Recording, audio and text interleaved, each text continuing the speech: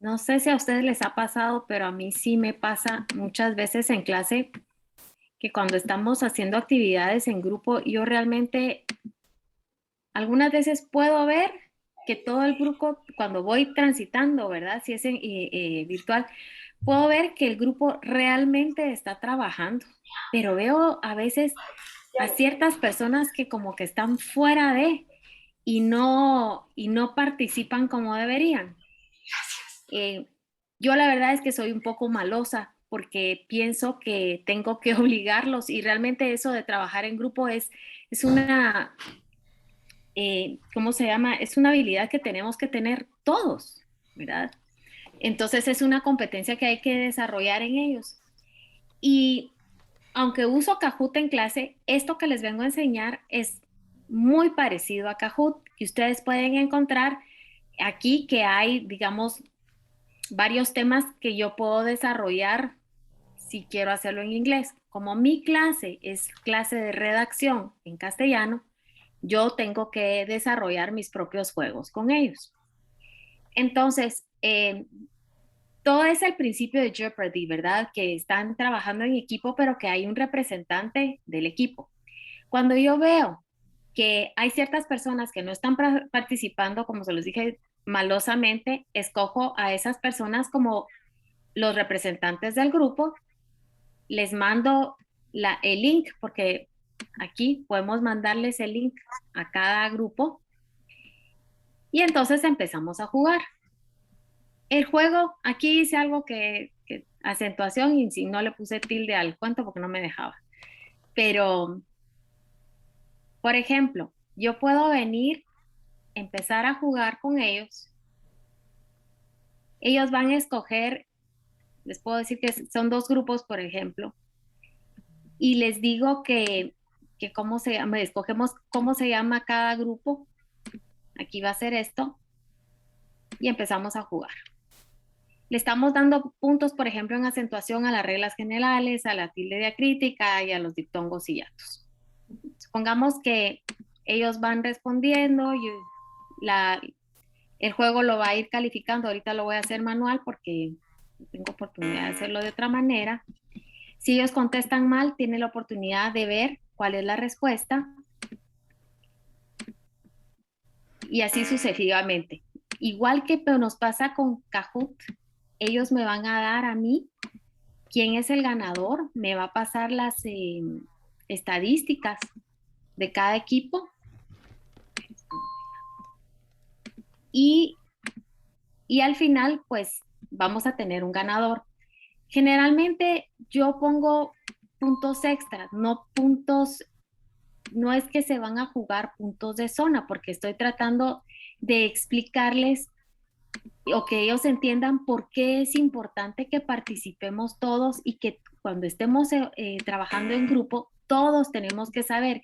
No sé si también les ha pasado que algunas veces hay personas que quieren controlar lo que están haciendo y no dejan participar a los demás. Entonces, para ellos es muy difícil que uno de sus compañeros tontos estén contestando algo que ellos sí saben y que sus compañeros no. Una vez que uno hace este tipo de ejercicios con ellos, empiezan a ceder más. En este caso, no sé por qué todo me salió igual y lo hice random, pero la verdad es que cuando juego con ellos es emocionante, ellos están activos y he logrado que cuando trabajamos en grupo realmente todos participen porque no saben a quién voy a evaluar. ¿Sí? Yo le dejé a Shady un video de tutoría para que ustedes puedan crear su propio juego o que puedan entrar a él como quieran. La verdad que a mí me ha gustado mucho. Son 5 minutitos que es de escándalo, si ustedes quieren, porque si está uno en la clase es escándalo, pero son 5 minutos que realmente los obliga a ellos a participar, a jugar y se quedan contentos haciendo otra vez algo más y ya, como que la clase regresa a su nivel y otra vez ponemos atención y podemos seguir. ¿Alguna pregunta? No te oigo, Javier. No tengo preguntas, estoy viendo a mi perrito, sí. Ah, yo pensé que estabas hablando y dije, Dios mío, casi muero, Javier. ¿Alguien tiene alguna pregunta para Dina?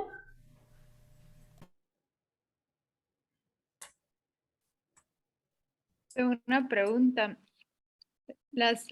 ¿Cómo eliges las preguntas que pones en el Jeopardy o cómo sabes cómo priorizar cuáles poner? Y Mira, lo que hice es que cuando tú estás haciendo el cuestionario, puedes dividir por secciones.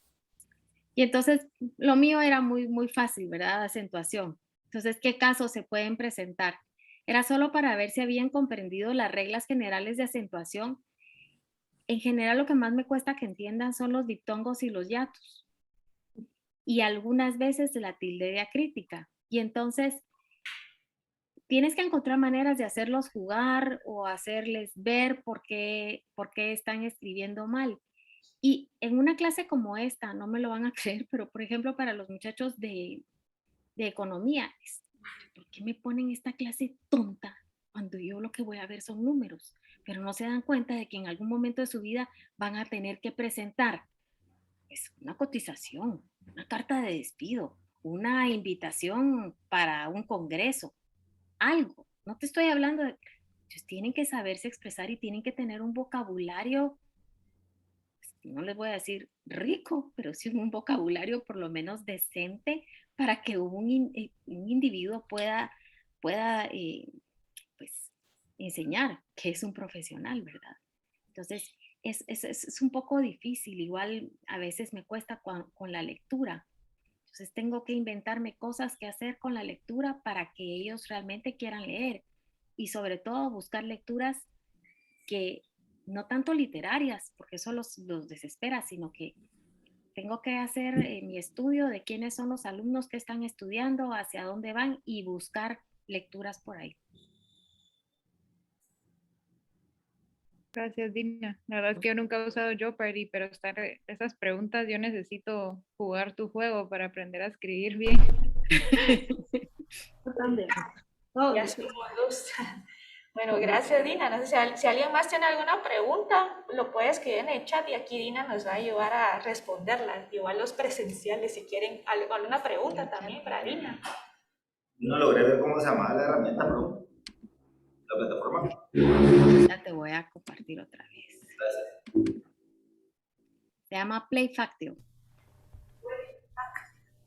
Aquí está, miren, se los voy a poner en el chat. Gracias Dina. Gracias. Bueno, entonces ahorita vamos a regresar a conversación en breakout rooms. Ahorita nos vamos a enfocar en el tema de la comprensión. ¿Cómo han evaluado ustedes la comprensión de todos sus estudiantes en una clase? Que no sea un examen o algo. ¿Cómo lo han hecho en sus clases, ahorita en clases en línea? Y que les haya funcionado y que lo recomiendan a sus colegas. Entonces vamos a tomar unos 8 minutos otra vez para conversar un poquito y regresamos acá a la sala principal a compartir. Entonces ahorita nos vamos a dividir. La pregunta 2. Y ahorita vamos. otro tema. Otro de los tres, ¿ah? Eso es. Entonces, Aparte, otra plataforma. Otra actividad. Otro capítulo. Si te vale.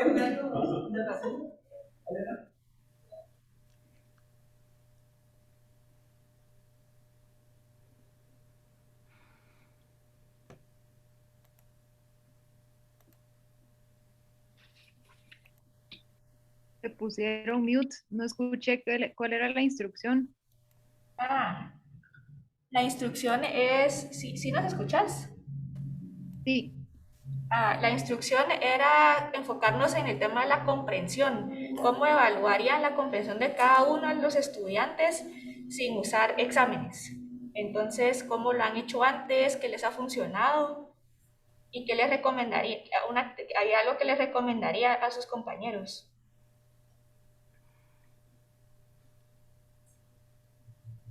Entonces, ¿se escucha? ¿Serían los breakout rooms o es ahorita? Sí, ahorita les voy a mandar a los breakout rooms. Ah, Y si pueden tomar nota de eso, porque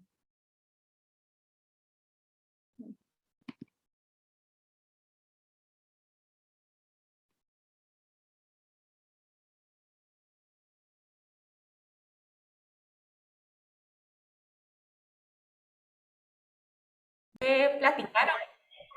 Por aquí Lourdes, escuché que Lourdes contó algo sobre historias. No sé si quisieras contar un poquito. Para evaluar la comprensión de los estudiantes en la clase, lo que les pido es que cuenten como una historia, como contar un cuento, alguno de los procesos que estemos viendo en neurociencias. Entonces lo cuentan, les propongo que lo cuentan como un cuento, como niños, ¿no? Así evocando los cuentos infantiles. Que había una vez una abuelita y que la nietecita le llegaba a visitar y que, etcétera, pero teniendo los conceptos de las relaciones de neurofisiología que van estudiando en el curso. Entonces eso de contar historias les da mucha risa y es una manera en que aplican conocimientos bastante abstractos o que podrían ser áridos a una narrativa que les resulta familiar y simpática. Gracias, Lourdes, sí. Es una manera muy, muy bonita de también aplicar, ¿verdad? Como que de lo que aprendieron, cómo lo entienden, también cómo lo comunican, tiene mucho que ver y cómo lo aplican a un relato, ¿verdad? Gracias. Y aquí veo en el chat que Javier Comparini puso de ponerlos a ellos a hacer un examen, lo cual nos lleva a la segunda presentación por Lourdes. Nos va a contar un poquito sobre cómo ayuda a ella a evaluar la comprensión de sus estudiantes en clase. Así que bienvenida, Lourdes. Gracias. Me quiero que les hablara un poquito de ese TikTok que me grabaron sobre metacognición, sobre la destreza de cómo un estudiante se da cuenta de cómo piensa, cómo pensamos sobre lo que pensamos. Y una forma de estimular la metacognición, les decía yo, que era pidiéndoles que ellos formulen preguntas y un examen corto o hagan las preguntas del quiz de la mañana, porque a veces cuando formulan preguntas se pueden dar cuenta de cómo están entendiendo un concepto y cómo están pensando que esa pregunta refleja o no un conocimiento. Y cuando se habla de metacognición, aplicado en el aula, se refiere a dos mecanismos que ocurren. Uno es cómo la persona está monitoreando su aprendizaje, cómo se percata de que aprende, y el otro es cómo puede hacer algo al respecto, cómo controla ese aprendizaje. Yo te compartí en WhatsApp, Shady, un artículo acerca de eso. Sí, gracias. Entonces, en esta destreza metacognitiva, los estudiantes tienen que tener idea de cómo saben que ya saben lo que estudiaron. Y hay un fenómeno que algunos autores llaman ilusión de competencia, ¿verdad? Creen que ya saben y en realidad no saben. Pero si como dice Javier, si les pedimos, haz tú un examen, haz tú las preguntas, ahí se van a percatar de que creían que sabían algo que en realidad no saben. Entonces los estudiantes pueden cometer errores de apreciación creyendo que dominan un tema que en realidad no dominan. Y creen que si leyeron 5 horas un texto fue porque ya lo estudiaron y ya lo cubrieron el aprendizaje y van a probar un examen y a los 3, 5 días o 2 semanas se dan cuenta que no tienen ya dominio sobre el tema que estudiaron una noche o en los últimos días porque no logran percatarse de su propio proceso de aprendizaje, de cómo saben que ellos ya saben.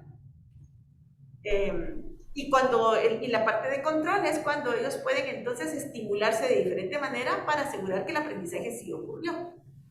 Entonces, hablar de metacognición con los alumnos es como que ellos tengan conciencia de su propio proceso de pensamiento y que sean observadores de cómo piensan, de cómo estudian y qué cosas se les facilitan y cuáles no, como ser observadores de sí mismos. En la práctica profesional, como pues, en clínica, como psiquiatra, eso es lo que uno hace en la psicoterapia, ¿verdad? Que la gente se observe a sí misma en su manera de estar desenvolviéndose en determinadas circunstancias que son causa de malestar o sufrimiento, y que se observen a sí mismas, y esa capacidad de autoobservación de por qué actúo como actúo, por qué pienso como pienso, por qué es tan importante esto, o por qué lo podría dejar de considerar relevante. Y todos esos mecanismos de autoobservación generan esa destreza metacognitiva.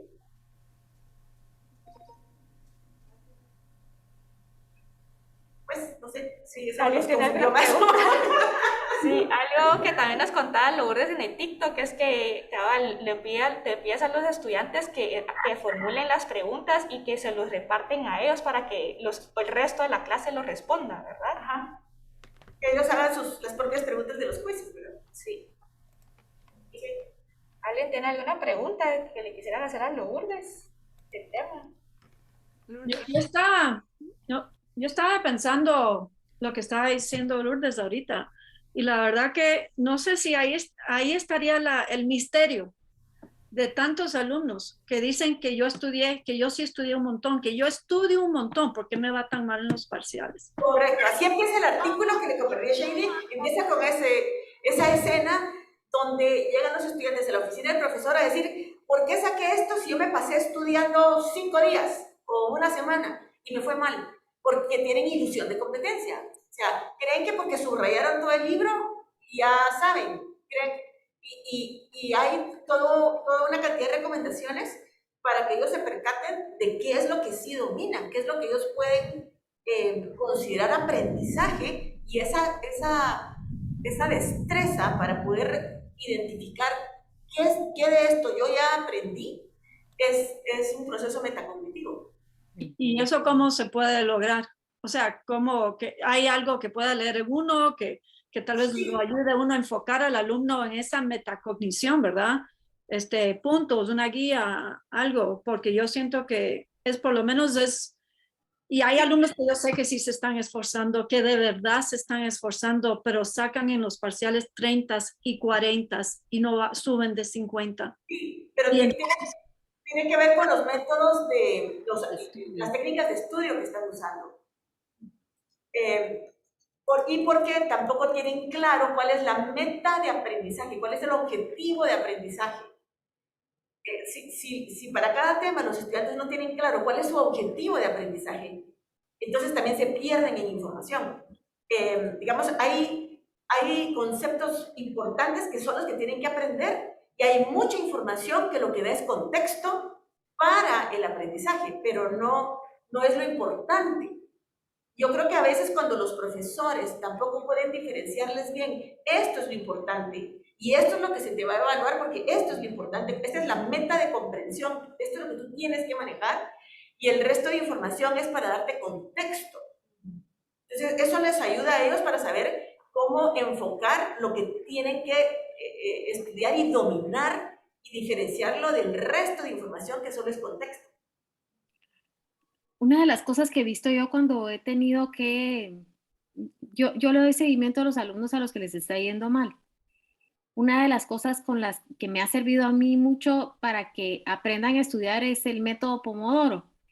Eso lo dice Bárbara Oakley, y también lo de la memoria, ¿verdad? Que uno lee y luego de la lectura descansa un ratito y se pone a pensar qué recuerda de esa lectura, y a algunos alumnos les ha funcionado. Lo que decía usted de que ellos tienen la ilusión que aprenden, es que el problema con estos niños es que no se esfuercen, es que ellos siguen haciendo más de lo mismo que no los lleva a ningún lado.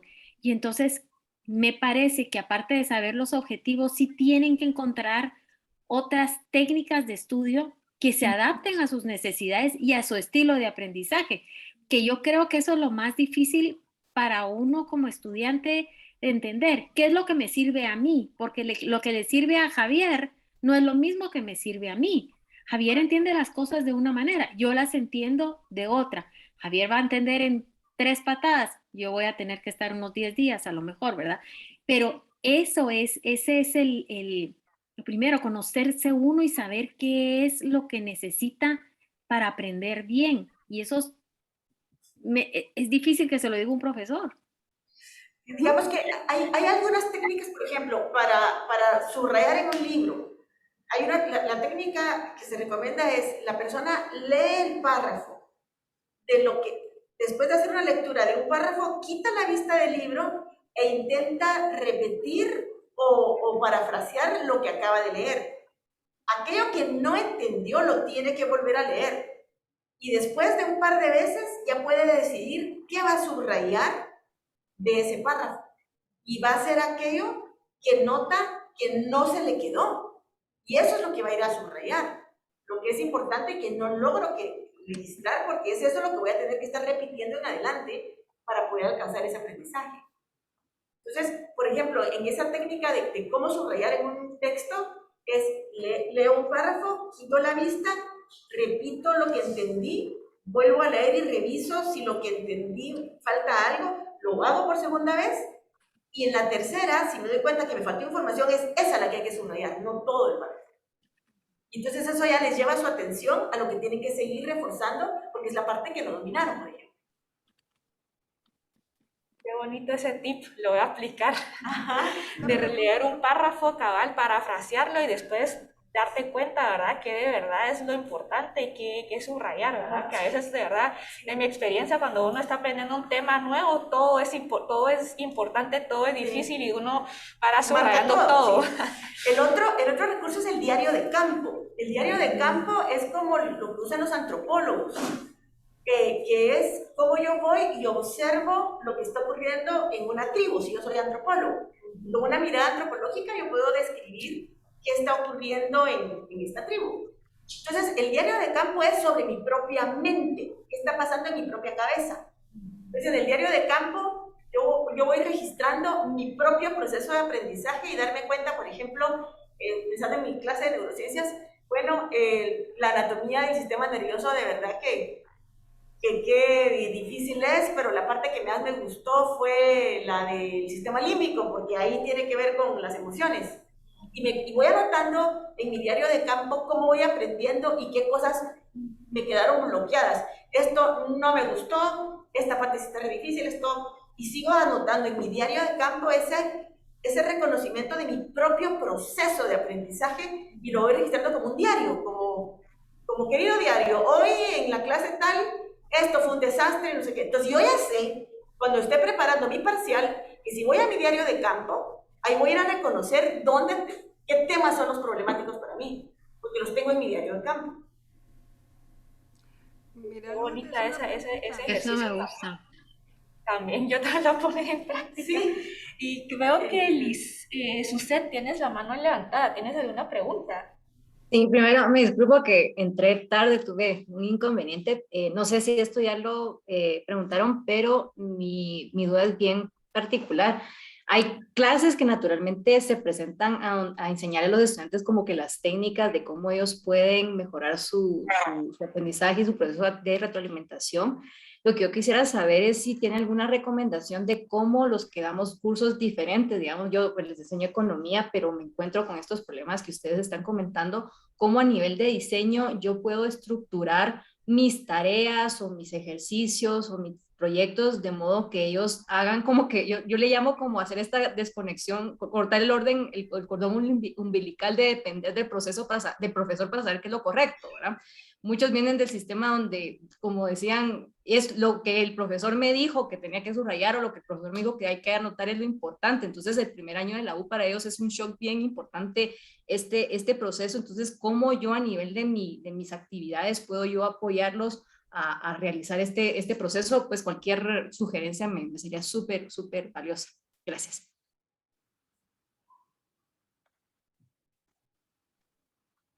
Si alguien tiene alguna sugerencia para su set.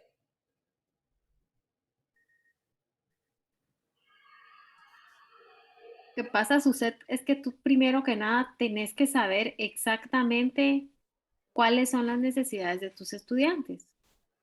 No puedes diseñar actividades de aprendizaje si no sabes, o sea, que estén dirigidas a esa independencia si no sabes exactamente cuáles son sus necesidades. Puedes hacer algunas, pero no te va a cubrir todo. Eso es a lo que me quiero referir.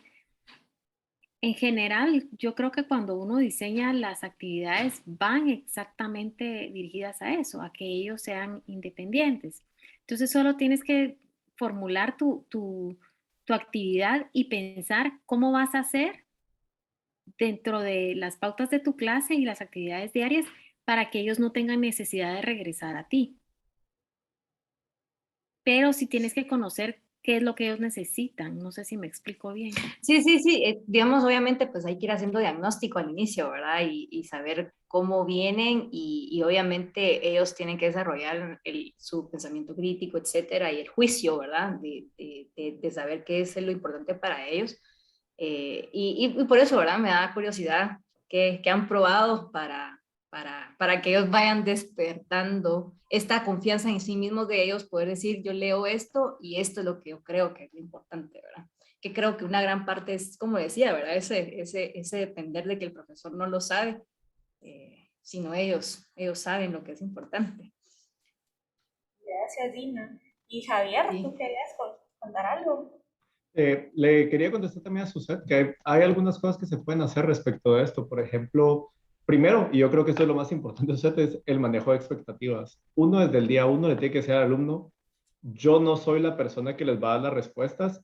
Mi curso no se basa en que yo les doy la clase y ustedes escuchan todo lo que yo digo, sino que depende de ustedes y que básicamente las respuestas que se dan entre ellos son parte de lo que ellos a veces perciben como el contenido del curso. Entonces, eso ha sido algo que para mí ha funcionado porque si no al alumno le choca mucho, como tú mencionas, que están acostumbrados a un tipo de curso que no, pues que lo que busca es que ellos crean que solo el profesor tiene la razón y hay que hacerles ver que en realidad eso no. Y eso se puede hacer de distintas maneras, desde la primera sesión, decirlo expresamente, colocarlo en el programa de clase o mandarles, por ejemplo, nosotros una vez nos mandaron un pequeño blog que escribió un profesor explicando por qué su curso era de esa manera y qué podían esperar del curso y de la metodología del curso y por qué, por ejemplo. Y lo otro que creo yo que es importante también es en el diseño del curso, hay que ser coherentes en el sentido de, si yo lo que estoy esperando es que no dependan de mí para saber las cosas, no puedo poner solo una actividad de la nada, de algo que nunca practicaron o nunca hicieron en clase, porque obviamente van a depender de mí porque no saben lo que están haciendo. Pero si todo el curso está diseñado para que ellos vayan forjando esa habilidad y después les dejo esa actividad o todas las sesiones son actividades, esa costumbre y ese hábito también permite para que ellos lo hagan. Pero eso es más o menos lo que yo he hecho. Gracias, Javier. Hasta. Muchas gracias, Javier. Y muchas gracias, Lourdes, por compartirnos sobre la metacognición y cómo lo desarrollas con tus estudiantes. Creo que ahorita pensándolo, algo que aprendí un montón en MPC que me enseñó Lizelot, que fue una de mis mentoras, fue es aprender que uno de los skills en la vida es aprender a recibir feedback, ¿verdad? Aprender a pedirlo, recibirlo y cómo puedes crecer con lo que te dan. Pero también es súper importante aprender a darte feedback tú solito, ¿verdad?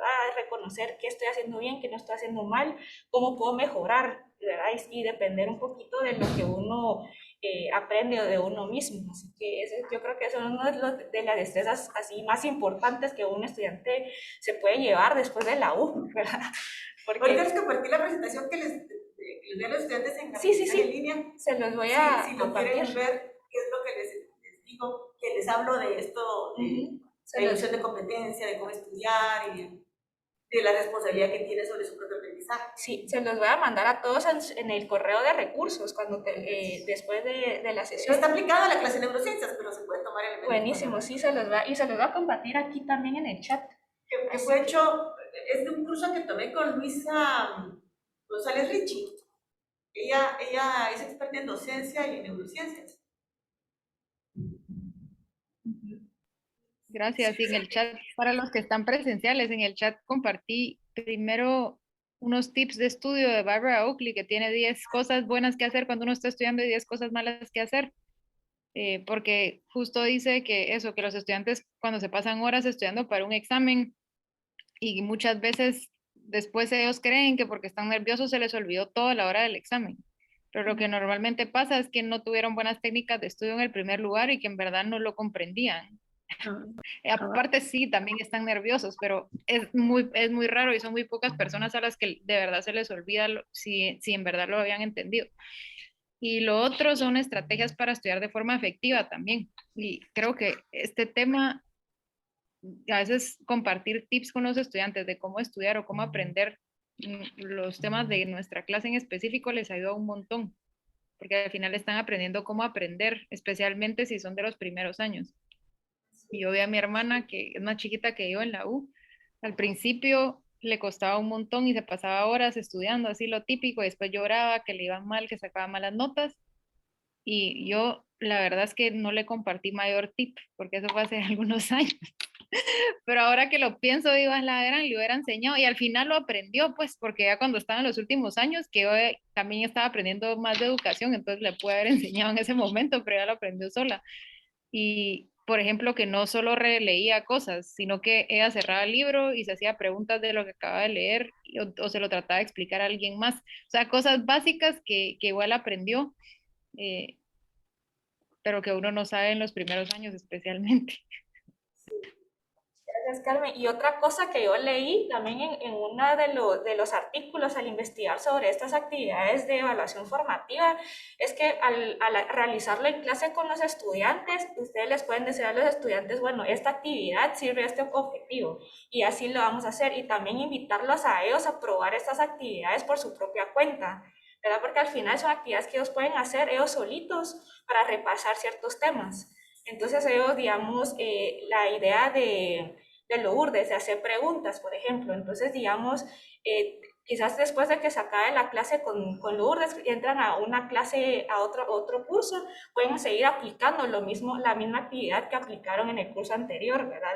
De formular preguntas y escribir sus propias respuestas. Y ahí ellos mismos van haciendo las actividades que van haciendo en clase también, porque todas son actividades que son replicables por ellos mismos, que ellos pueden seguir haciendo, ¿verdad? Y se los pueden llevar para a cualquier lado que vayan.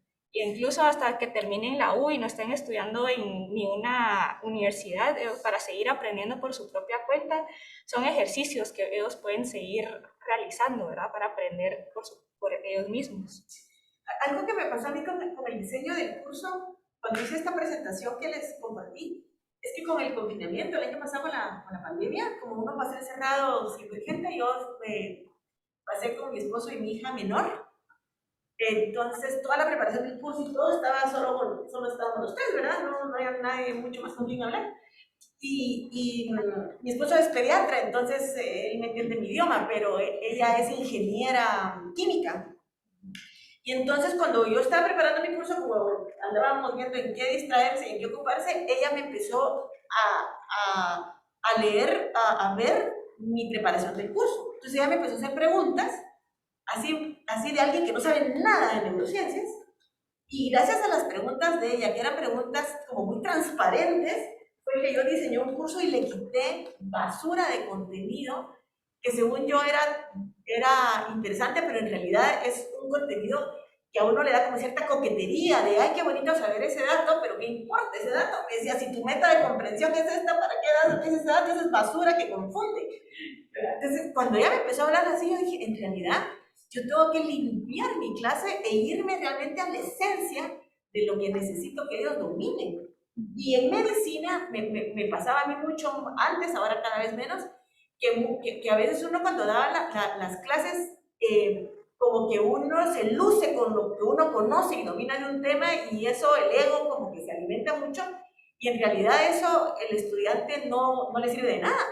Era lo que decía Christine Little de comerse uno el chocolate frente al estudiante en vez de que el estudiante se come el chocolate, ¿verdad? Y uno dice, miren, este chocolate es delicioso, miren qué buenísimo es.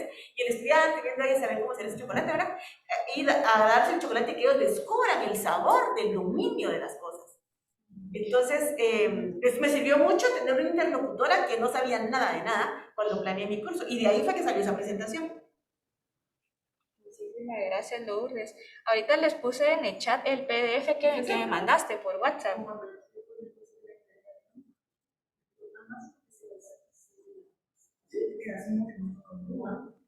Fíjense que, perdón, no sé si ahorita puedo hablar.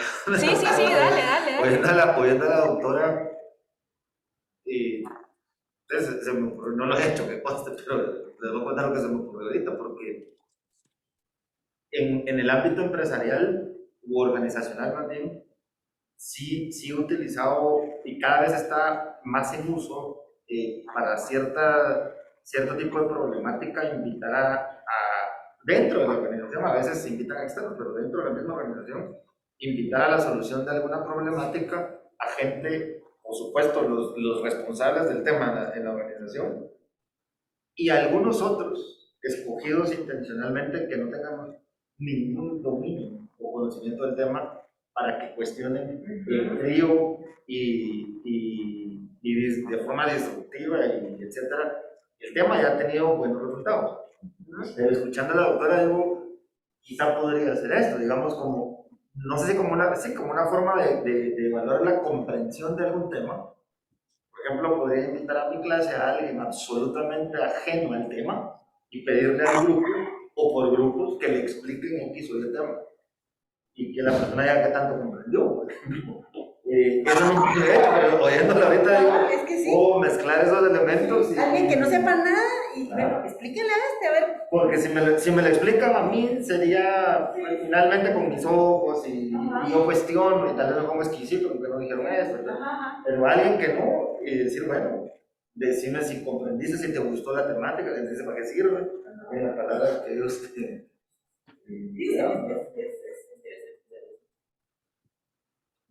Gracias, Steve. Y vamos a pasar a la última presentación ahorita con Javier Comparini, que nos va a contar un poquito sobre el 3-2-1, sobre cómo lo ha usado en clase, qué resultados ha obtenido. Javier, así que bienvenido y muchas gracias, Lourdes, por compartirnos. Ya compartí en el chat el PDF y la presentación. A ustedes se los voy a compartir en el correo.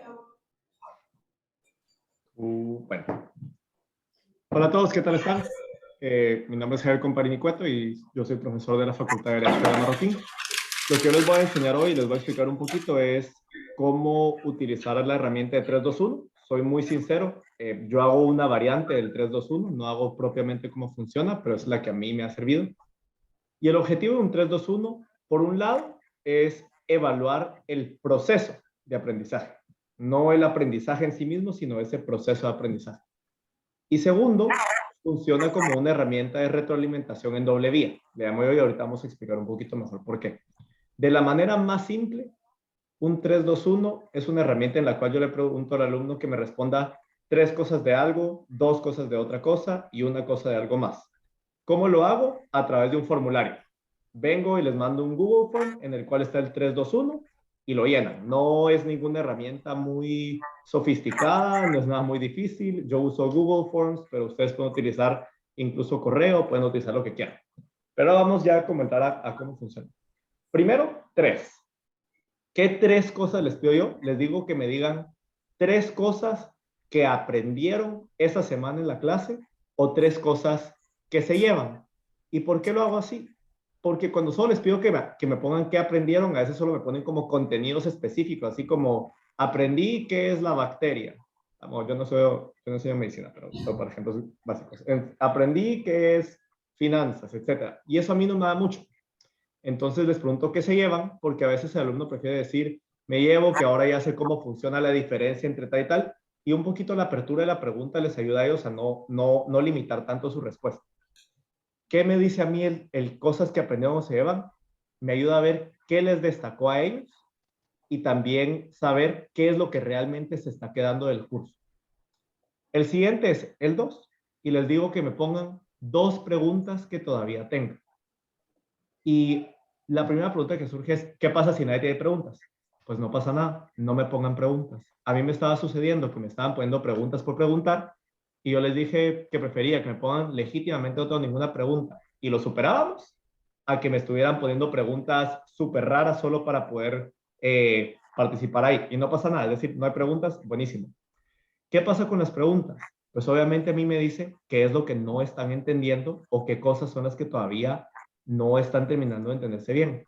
¿Cómo la respondo? Pues 2 formas. Una es evidentemente en la siguiente clase y otra por la que optamos era hacerlo de manera asincrónica. Al inicio grabamos videos respondiendo las preguntas, pero el problema es que a veces eran un poco largos, entonces se volvía mucho para ellos. Entonces lo que empezamos a hacer fue usar flashcards digitales, que creo que muchos de ustedes han usado o han visto. Poníamos la pregunta, atrás poníamos la respuesta, y ellos ya buscaban las preguntas que tenían y las iban respondiendo. Y se volvía como material del curso, pero un material mucho más sencillo del curso. Y lo último es, bueno, y también hay un punto importante. A veces en las flashcards lo que poníamos era cosas que según ellos habían aprendido, pero nos dimos cuenta que las aprendían mal. Entonces corregíamos. Entonces, hasta ahora, como pueden ver, el 3-2-1 lo que nos enseña son, me dice a mí 3 cosas que mis alumnos están entendiendo, me dice a mí 2 cosas que no están aprendiendo y se las contesto. Entonces el alumno tiene una respuesta a eso, es decir, no solo es, ay, no entendí, a ver qué pasa. Y la última, para mí, en lo personal, la más importante es, les pregunto que me digan qué les está funcionando o qué cambiarían de las sesiones. ¿Por qué? Porque, y las sesiones en un sentido muy amplio, es decir, desde las lecturas que les dejo, o los videos que les pongo, o la actividad que hacemos en clase, yo hago solo metodología activa, entonces por eso también me sirve esto, hasta la manera en la que les explico, les enseño, etcétera, etcétera. ¿Y qué significa esto? Yo tengo retroalimentación directamente del alumno para saber qué les está sirviendo y qué no. Entonces yo puedo hacer ajustes. Y les comunico a ellos en la sesión, vi que ustedes me dijeron que el material está muy denso, voy a cambiar el material. Vi que ustedes me pusieron que estábamos yendo muy rápido, voy a empezar a ir más lento. Ojo, eso no significa que yo voy a decirle sí a todo lo que el alumno me diga, y se los digo expresamente. Me pusieron que era muy larga la lectura, no la puedo cambiar por X y Y motivos. Pero el alumno se siente escuchado. Entonces, como hablábamos al inicio, es una retroalimentación doble vía, porque por un lado, el alumno me dice a mí mucha información que está entendiendo, que no está entendiendo, que le está funcionando, y de otro lado, yo agarro toda esa información y la utilizo para hacer algo, modificar mis sesiones desde cómo se imparten hasta qué se imparte en esa sesión, y lograr obtener mucha información que a mí como catedrático me es muy útil.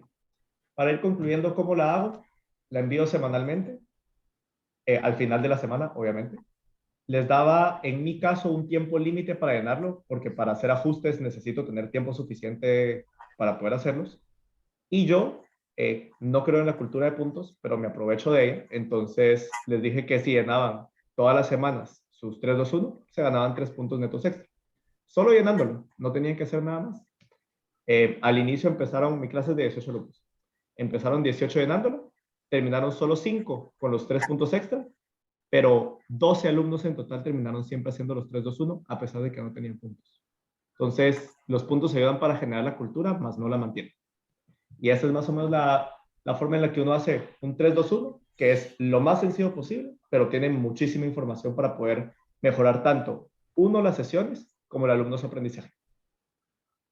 Muchas gracias, Javier. Y lo bonito del 3-2-1 es que uno lo puede hacer la variación que uno quiera, ¿verdad?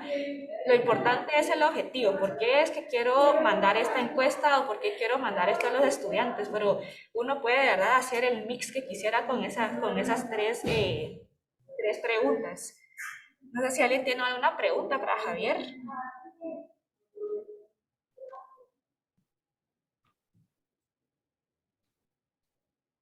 Una preguntita.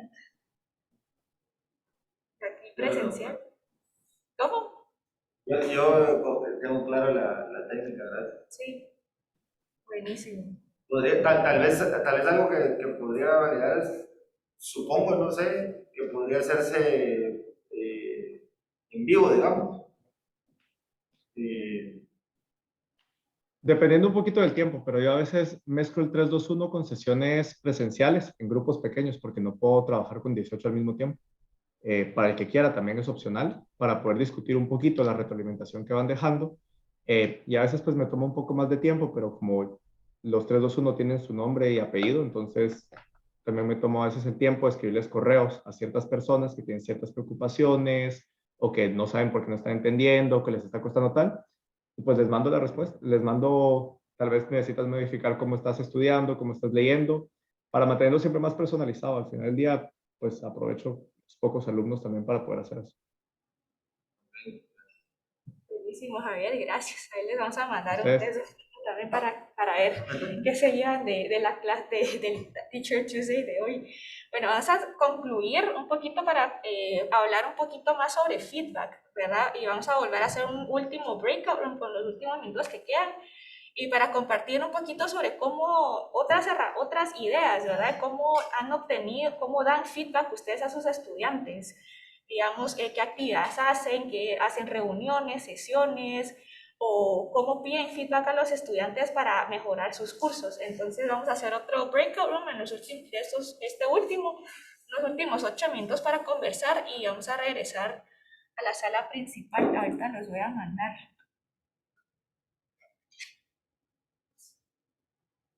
Ahorita les voy a mandar a salas.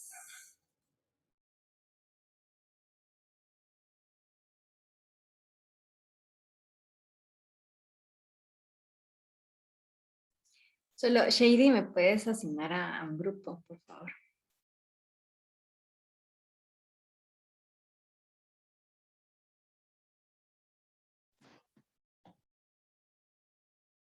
¿Ya te apareció?